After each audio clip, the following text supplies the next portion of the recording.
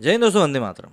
कई लोग ऐसे होते हैं जिनके साथ अगर अच्छा किया जाए तो उनको मतलब कुछ लगता है नहीं, और बुरा किया जाए तो उनको बुरा ही फील होता है। या ये भी कह सकते हैं कि बुरे को तो बुरा ही देखते हैं और अच्छे में भी वो बुराई ही देखते हैं। ऐसा ही हुआ है कुछ अभी, जब सरकार ने पेट्रोल की दिया जो कीमतें हैं उस पर एक्साइज ड्यूटी कम कर दी है, जिससे कि पेट्रोल की कीमतों में करीब 8 से 9 रुपए की कमी देखी जा रही है। अब ऐसे में अब सियासत भी शुरू हो चुकी है, और सियासत भी कोई थोड़ी बहुत नहीं, अच्छी खासी शुरू हो चुकी है। जहाँ पे एक तरफ चुनावी दल जो हैं इसका अपना अपना क्रेडिट खाने की कोशिश कर रहे हैं, वहीं भाजपा ने भी दांव ऐसा चला है कि अब जो राज्य हैं उनके ऊपर भी, जो गैर भाजपा शासित राज्य हैं उनके ऊपर भी एक तरह का दबाव आ चुका है कि भाई उनको भी अब रेट अपनी तरफ से कुछ कम करने पड़ेंगे। क्योंकि जो भाजपा शासित राज्य हैं वहाँ पर तो रेट काफ़ी कम कर दिए गए हैं, लेकिन जो दूसरे राज्य हैं उनमें नहीं किए जा रहे हैं।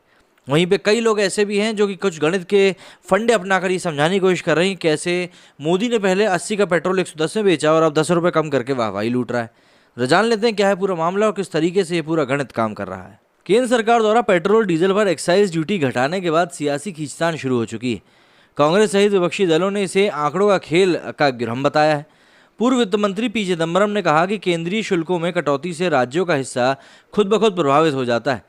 इस पर पलटवार करते हुए वित्त मंत्री निर्मला सीतारमण ने कहा कि पूरी कटौती केंद्र के हिस्से से करी गई है, इसका राज्यों पर कोई भार नहीं आएगा। इसके बाद चिदम्बरम ने माना कि उनके तथ्य सही नहीं थे। सीतारमण ने कहा कि पेट्रोल पर 8 रुपये और डीजल पर 6 रुपये प्रति लीटर की कटौती रोड एवं इंफ्रास्ट्रक्चर सेस से करी गई है। नवंबर 2021 में भी इसी मद में कटौती करी गई थी।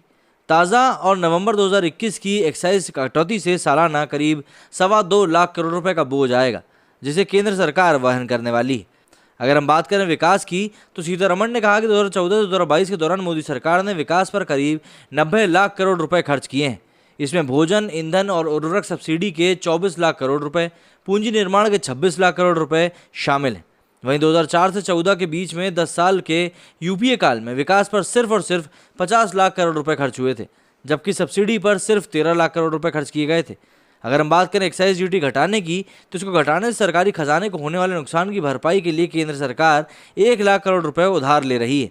दरअसल जीएसटी के साथ आयकर मद में हुई अधिक आमदनी खाद्य और उर्वरक सब्सिडी पर अतिरिक्त खर्च से बेअसर हो जाएगी। ऐसे में केंद्र को इस नुकसान को अतिरिक्त बाजार उधारी के माध्यम से वहन करना होगा। केंद्र सरकार के बाद अब राज्य सरकारों ने भी पेट्रोल डीजल पर वसूले जाने वाले टैक्स मतलब कि वैट में कटौती शुरू कर दी है। एक्साइज ड्यूटी में कटौती के बाद केरल सरकार ने भी पेट्रोल पर करीब 2.5 रुपये प्रति लीटर और डीजल पर 1.5 रुपये प्रति लीटर स्टेट टैक्स की कटौती करी है। राजस्थान में भी पेट्रोल डीजल के दामों में जनता को राहत दी गई है। राजस्थान में पेट्रोल पर करीब 2.5 रुपये प्रति लीटर और डीजल पर करीब 1.25 रुपये प्रति लीटर की कीमत में कमी करी गई। महाराष्ट्र सरकार ने पेट्रोल पर 2 रुपये और डीजल पर करीब 1.5 रुपये की वैट में कटौती करी है। वही सीधी सी बात है, छोटे दुकानदारों के संगठन कैट ने कहा कि ईंधन पर एक्साइज ड्यूटी घटाने से रोजमर्रा की वस्तुओं के दाम 10% तक कम हो सकते हैं। देश में सामानों की 80% ढुलाई सड़क से होती है।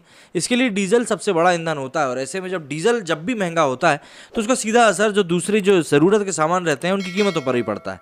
तो ऐसे में डीजल के रेट को कंट्रोल किया जाना सबसे ज़्यादा ज़रूरी है, और इस समय मोदी सरकार वही कर रही है। वहाँ दूसरी तरफ जो दूसरे सियासी दल हैं वो इन्हीं सब चीज़ों को लेकर अपना एक जो चुनावी पिटारा है वो खोल के बैठ गए हैं, और क्रेडिट खाने की होड़ में सबसे आगे थाली लेकर बैठ गए।